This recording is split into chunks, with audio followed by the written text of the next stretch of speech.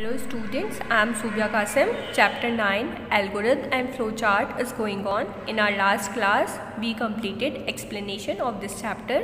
Now today we start exercise. So fill in the blanks. Number first, and dash is a set of sequential steps that are developed in solving any problem. Dash जो है आपका set है sequential step का that are developed in solving any problem, जो कि problem solve करने में help करता है. An algorithm is a set of sequential step that are developed in solving any problem. Second, the dash symbol represent the starting और ending point of a program. आपका dash symbol represent करता है starting और ending point programme का. कौन सा symbol represent करता है? स्टार्ट और स्टॉप सिंबल. आपका स्टार्ट और स्टॉप बॉक्स सिंबल रिप्रेजेंट करता है स्टार्टिंग और एंडिंग पॉइंट प्रोग्राम की. Third, the dash box is used for writing the processing instruction. कौन सा बॉक्स यूज़ होता है आपका राइटिंग करने के लिए, लिखने के लिए इंस्ट्रक्शंस को? Processing box.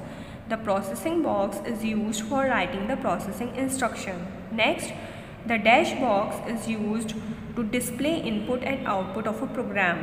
कौन सा बॉक्स यूज़ होता है डिस्प्ले करने के लिए input and output of a program? Program का input output. Input output box use होता है डिस्प्ले करने के लिए प्रोग्राम का input output. Next, the dash box represent all comparison and decision. कौन सा बॉक्स रिप्रेजेंट करता है सारे कंपैरिजन्स एंड डिसीजंस को? The decision box represent all comparison and decisions. And the last one is the dash are use to connect one part of flow chart to another. किससे आप connect कर सकते हैं flow chart के एक part को दूसरे पार्ट से? The connectors. कनेक्टर्स हेल्प करते हैं कनेक्ट करने में फ्लो चार्ट को from one part two another. So these are your fill-ups. Now true and false. Number first, a flowchart is not a pictorial representation of a step to get the solution of a program. That is false. flowchart तो आपका pictorial representation होता है programme को display कराने का. So that is false. Second, algorithm means a set of rules which specify how to solve any problem. Algorithm का मतलब होता है सेट ऑफ रूल्स. रूल्स का सेट जो कि स्पेसिफाई करता है कि किसी भी प्रॉब्लम को कैसे सॉल्व किया जाए. So that is true. Third, flow chart are helpful in analysing the logic of problems. Flow chart जो है वो हेल्प करते हैं एनालाइज करने में लॉजिक ऑफ प्रॉब्लम, किसी भी प्रॉब्लम के लॉजिक को. So that is true. Fourth, connectors are use to connect the boxes. Connectors use होते हैं बॉक्सेस को कनेक्ट करने के लिए. That is also true. And the last one is the general direction of flow in any flow chart is from bottom to top और right to left. जो general direction होता है आपका फ्लो का फ्लो चार्ट में, वो क्या होता है? बॉटम टू टॉप और right to left. No, that is wrong. So this is false.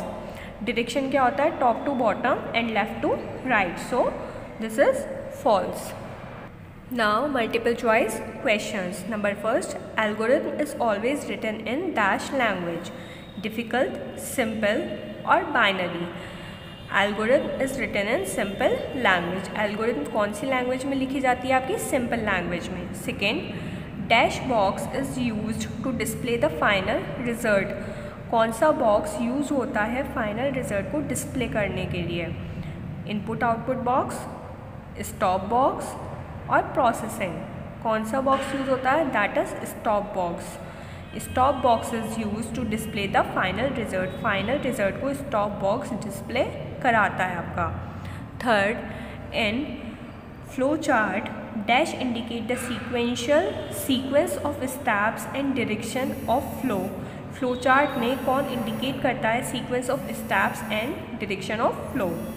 Start, stop box, connectors और फ्लो लाइंस. कौन इंडिकेट करता है? फ्लो लाइंस इंडिकेट करती हैं सीक्वेंस ऑफ स्टेप्स को एंड डायरेक्शन ऑफ फ्लो को.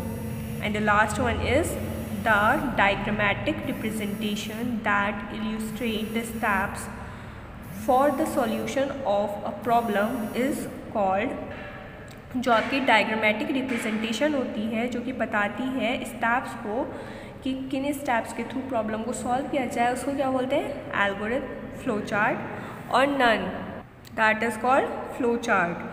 The diagrammatic representation that illustrate the steps for the solution of a problem is called flowchart. With this, your exercise is completed. Now, in our next class, we start answer the following questions. Thank you.